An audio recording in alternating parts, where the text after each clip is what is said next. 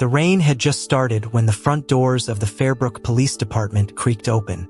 Officer Calder Pike, leaning over a stale cup of coffee and half-written report, barely lifted his eyes. Most nights were quiet in Fairbrook, too quiet. But this night had a sharp edge to it, and it sliced through the silence when a small pair of soaked sneakers echoed against the tile floor. A boy, no more than 10, stood just inside the entrance.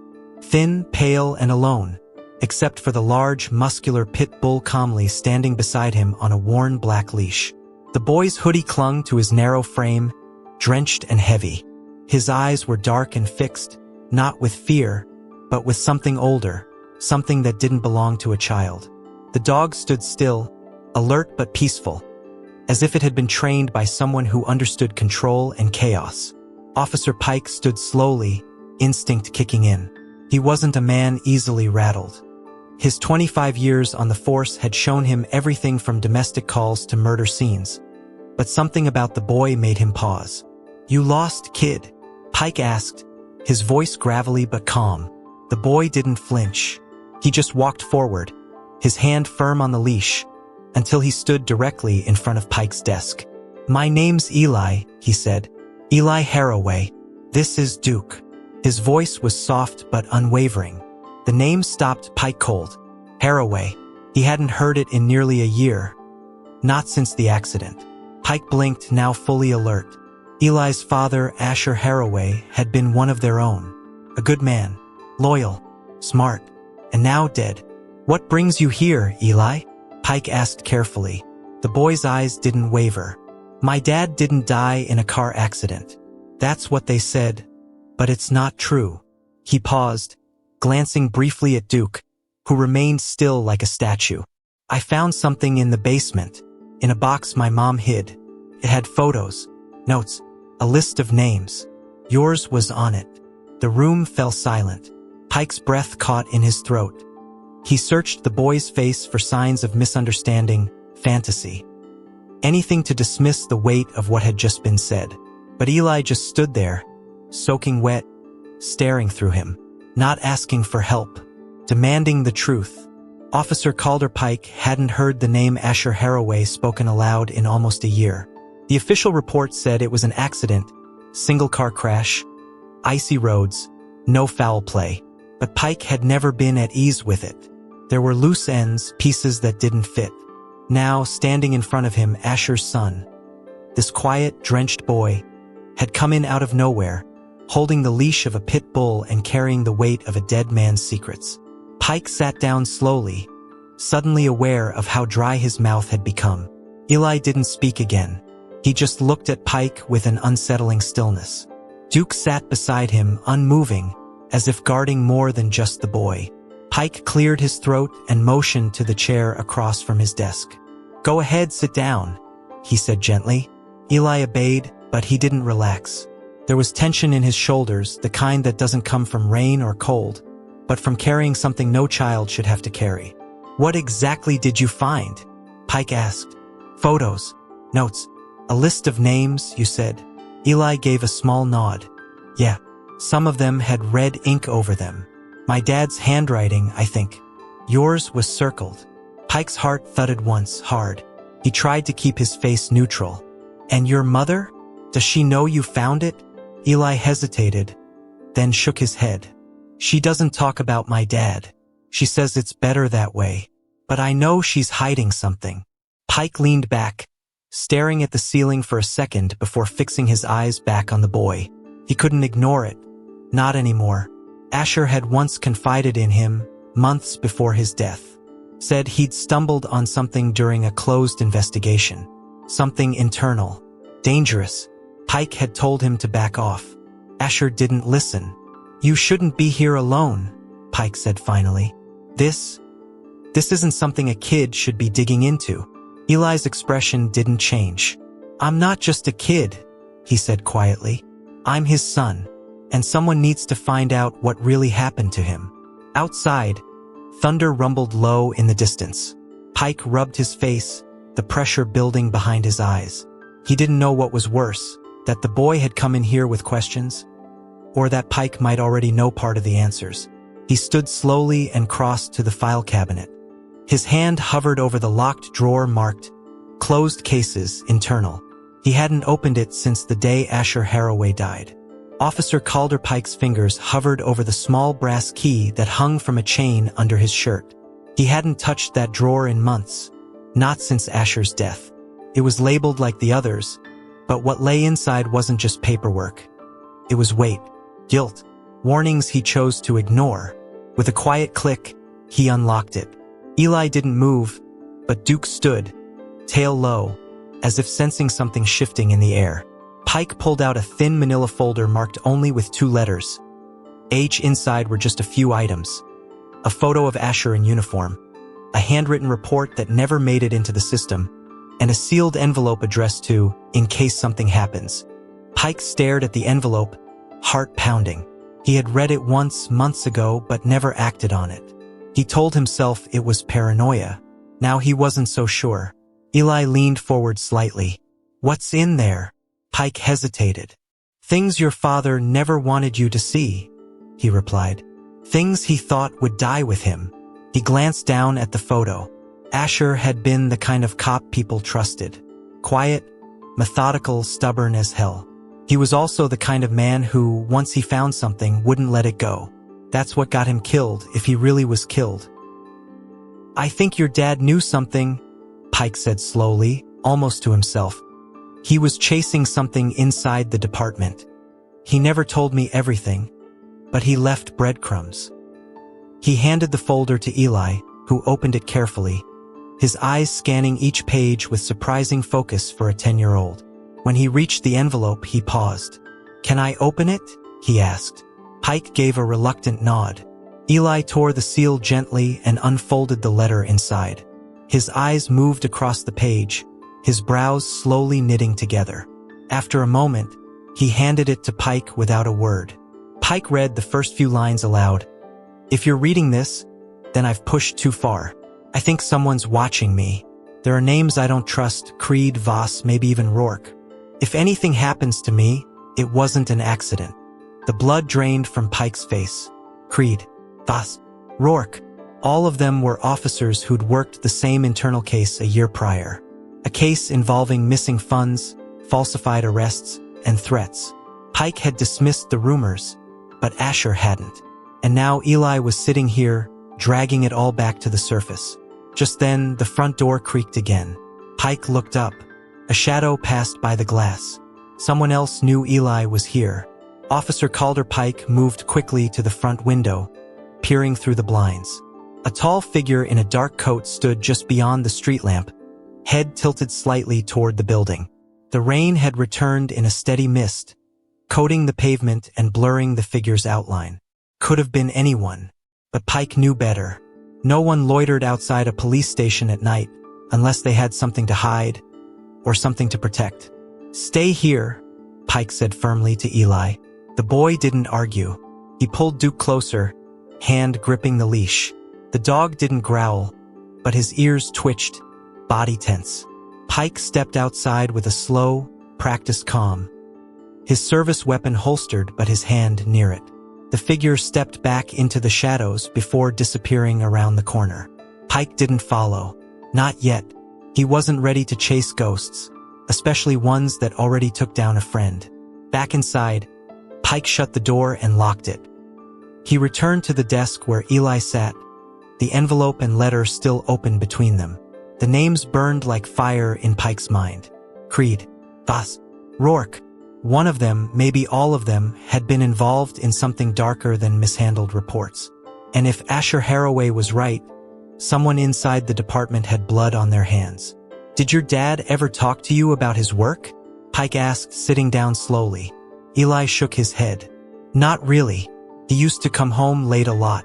My mom said he was tired, but I could tell he was hiding something. He always looked over his shoulder, even at home." Pike could feel the knot tightening in his chest. Asher had confided once, just once, that there were people he didn't trust anymore. That his badge wasn't protection. It was a target.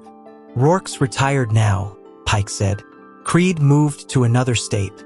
But Voss, he's still here, still in uniform, If your dad was right about him, then you showing up tonight might have stirred up more than just old paperwork. Eli looked up, wide-eyed. Do you think someone's watching me? Pike didn't answer right away. He looked at the boy, small, soaked, and far too brave.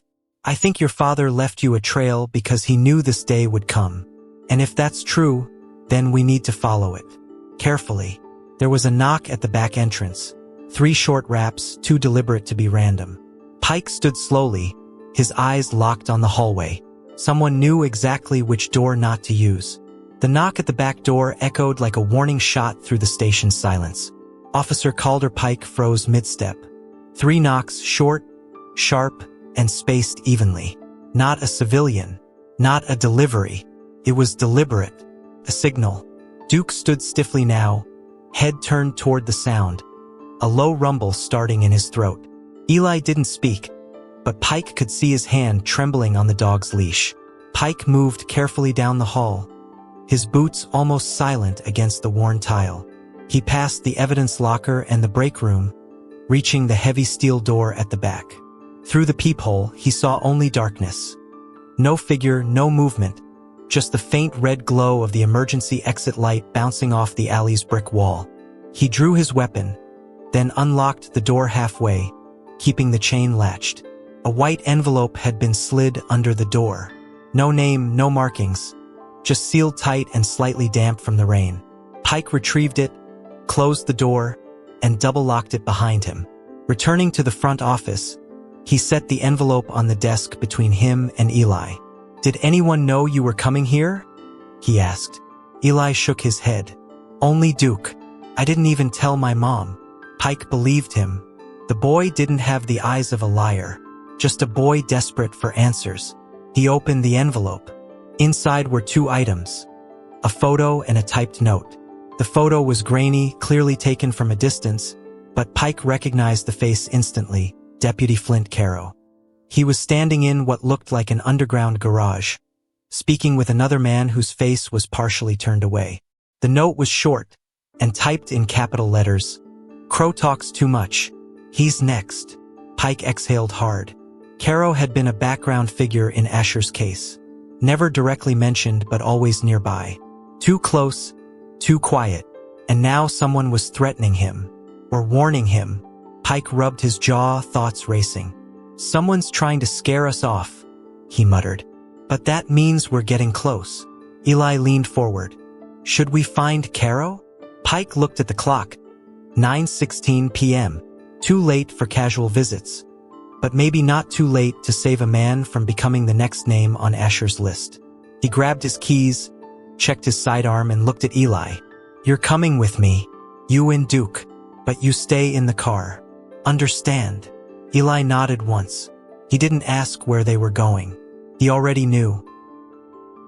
The tires crunched over gravel as Officer Calder Pike's cruiser turned off the main road and onto a narrow, tree-lined path leading to a rundown trailer home on the edge of town. The address wasn't official. Caro had gone off-grid after his retirement, or early leave, as the department had called it. Pike had only learned about the place through Asher, months before everything went sideways. Now it felt like they were following a map left behind by a ghost.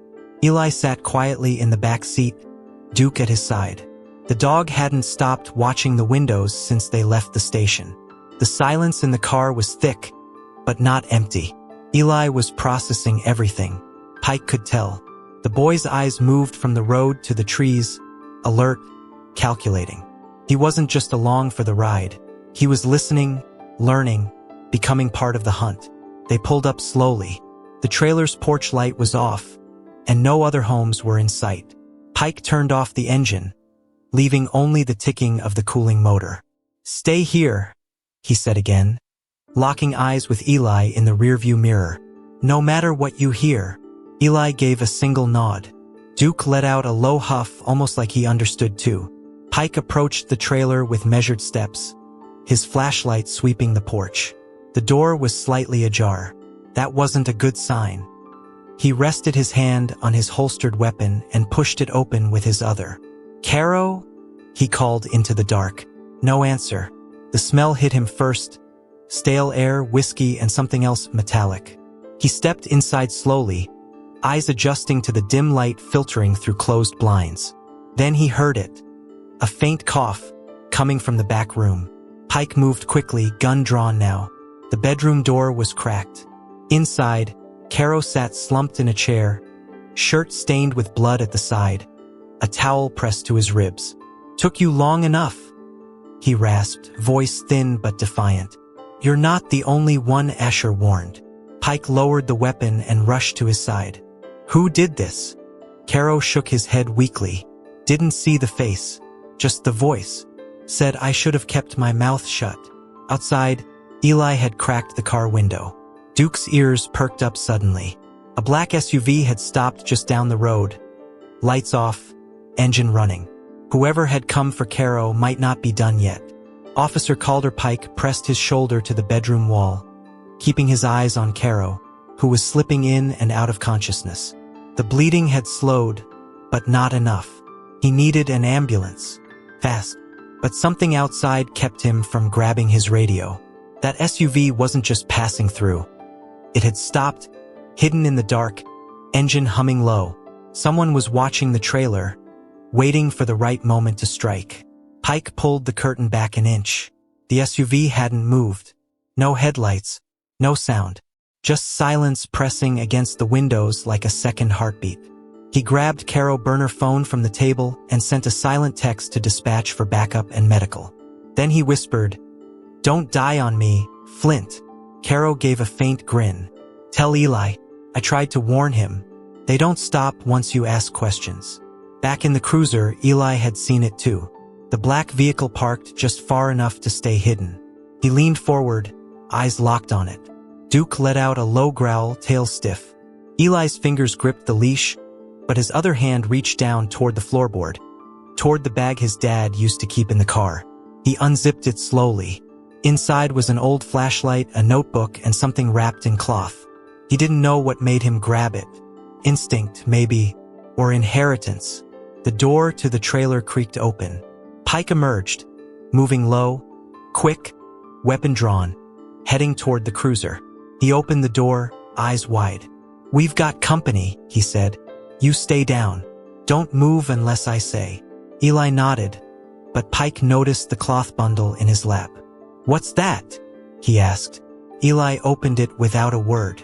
It was a small revolver, rusted, old, but functional. Pike's heart skipped. "Where did you get that?" Eli answered calmly, "It was my dad's. He kept it hidden in the car. Said it was for a day when the law wouldn't help." Before Pike could respond, the SUV's doors opened. Two figures stepped out, one tall, one broader, both wearing dark jackets. They moved like they had purpose, like they weren't expecting resistance. Pike raised his weapon, shouting into the night, "Police! Hands where I can see them." The men didn't stop, didn't speak. Instead, they split apart, disappearing into the trees on either side of the road. The lights from the trailer flickered, then went out completely. The lights inside the trailer blinked twice, then died with a heavy silence. No hum, no glow, just darkness. Officer Calder Pike's pulse jumped. He stepped in front of Eli and Duke, raising his weapon toward the woods where the two figures had vanished. The cruiser's headlights offered the only illumination, casting sharp, twitching shadows across the gravel. Somewhere out there, they were circling. "Get down," Pike whispered, motioning Eli to the floor of the car. Duke stayed upright, alert, his eyes locked on the treeline. Pike scanned the area, straining to hear past the wind and the soft ticking of cooling metal. Then, a sound, a branch snapping to the left. Pike turned quickly, weapon ready, but saw nothing. The forest swallowed everything. In the trailer, Caro moaned again. He was too injured to move, and Pike knew it. He'd have to divide his attention. One eye on Caro, one on the shadows, and one on the boy now crouched in the back seat gripping a dead man's revolver. Eli's hands shook slightly, but his eyes remained steady. He was terrified, but he wasn't frozen. That scared Pike more than anything. Suddenly, movement. From the corner of his eye, Pike spotted one of the men sprinting low across the clearing toward the back of the trailer. He fired a warning shot into the air. "Stop!" he shouted. No response. The other figure burst from the trees on the opposite side, heading for the cruiser. Duke lunged against the open back door with a deep, snarling bark. Eli ducked down as Pike fired again, this time into the ground, inches in front of the advancing man. It worked. The figure stopped. For a moment, they locked eyes, Pike and the man in the black coat. He wasn't masked, but the shadows hid most of his features. Still, there was something familiar in the jawline, in the way he didn't flinch at gunfire. Then he spoke, voice low and cold. You're digging up something that should have stayed buried, Pike. Who are you? Pike demanded. The man gave the faintest smile. Ask your friend inside, if he lives long enough. Then he turned and vanished back into the trees without a sound. Pike didn't chase him. He turned and ran to the trailer, shouting for Caro. But what he found made his stomach drop. Caro was slumped lower in the chair, his lips moving faintly, his hand trembling as he pointed to the closet door. Inside, something was hidden, something Caro had kept secret. And whatever it was, Eli's father had wanted him to find it. Officer Calder Pike crossed the room in 2 strides and yanked open the closet door. It was dark, filled with dust, an old coat, a box of scattered ammo, and behind that, a loose panel in the wall. Caro groaned from the chair, weak but conscious, his hand still pointing. Pike pulled the panel free, revealing a small metal safe, battered and dented like it had been forced open once before. Inside was a thick folder bound with twine. No label, no markings, just one item sitting on top. Asher Harroway's badge. Pike swallowed hard. The last time he saw that badge, it had been turned in after the crash, burnt and warped. But this one, it was untouched, preserved, hidden here. Why was it here? Caro coughed behind him. He knew. They'd come for him, told me to keep it, in case Eli ever asked.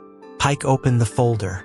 Dozens of pages, copies of internal memos, case files, and surveillance photos. Some had markings, underlines, red arrows pointing to signatures and timestamps. But one name kept appearing, Voss. Deputy Martin Voss, still active in the department, was mentioned in at least 6 questionable arrests, each linked to property seizures, missing evidence, and sudden witness disappearances. Voss wasn't just involved, he was orchestrating something bigger. And Asher had found the trail. Eli stepped into the room quietly, Duke at his side. Pike started to stop him, but the boy's eyes were already on the badge in his hands. He didn't speak. He just stared, like something inside him was connecting. My dad knew he wouldn't make it, Eli said finally. That's why he left Duke with me. Why he taught me how to watch people, how to listen for lies. His voice cracked, but he didn't cry. He was beyond tears now. Pike kneeled beside him. He was building a case, quietly. No one would take it seriously without hard proof, so he kept digging off the record. Then someone got nervous, and they made it look like a car crash. Eli nodded slowly. And now they know I'm looking too. Pike put a hand on the boy's shoulder. That's why we take this to someone outside. Somewhere safe. We can't trust Fairbrook PD anymore. Not with this. Outside, the sound of approaching tires crunched on gravel. Not a cruiser, something heavier. Eli looked up, face calm but pale. They're not going to let us walk away, are they? Pike stood, folder in hand, jaw clenched. No, but they didn't count on you walking in with the truth. The black SUV returned, this time with headlights off and 2 more behind it. Officer Calder Pike didn't wait. He grabbed the folder, checked his sidearm, and turned to Eli. Get in the back of the cruiser. Keep Duke close. If anything happens, you drive straight to the old church on Route 6. Maggie Trenholm will be waiting. Eli didn't ask how Pike had arranged that. He simply nodded and obeyed. The boy had long stopped hesitating. Pike stepped outside, arms raised, folder held high. This is it, he shouted. This folder goes public if anything happens to me or the boy. From the shadows, a voice answered, low and venomous. That file dies with you. Pike recognized the voice. Deputy Voss, the man who'd smiled through years of lies. The man Asher had feared most. He stepped into the moonlight now, gun at his side, not even pretending anymore. You think this changes anything? Voss sneered. Nobody cares about old files. We run this town. Pike didn't move. Maybe you do, but Asher left his son something stronger than a badge. He left him the truth, and that truth is going to ruin you. Voss raised his weapon, but before he could pull the trigger, a growl erupted from the shadows. Duke leapt from the cruiser's back seat like a bullet, teeth bared, slamming into Voss's arm. A shot rang out, but it went wide into the trees. Pike fired once, center mass. Voss dropped like a stone. The other two men froze, unsure. Sirens began wailing in the distance. Trenholm had leaked the folder already. News vans were on their way. What Pike had feared most now became his weapon. Exposure. There was no more hiding. Inside the cruiser, Eli clutched the folder, watching it all unfold through the window. He didn't flinch. He didn't look away. He just held his father's badge in one hand and Duke's leash in the other. The past had finally caught up, but this time it wouldn't stay buried. Pike walked back slowly, breathing hard, gun lowered. "It's over," he said, looking Eli in the eye. "You did it." He'd be proud. The next morning, headlines spread across state news. Corruption ring uncovered in Fairbrook PD. Child's testimony and officer's actions spark investigation. Deputy Voss was dead. The others were arrested, and the Harroway name was cleared. Eli stood in front of the police station, holding Duke's leash, eyes focused on the flag above. The wind was gentle that day. He didn't say a word. He didn't have to.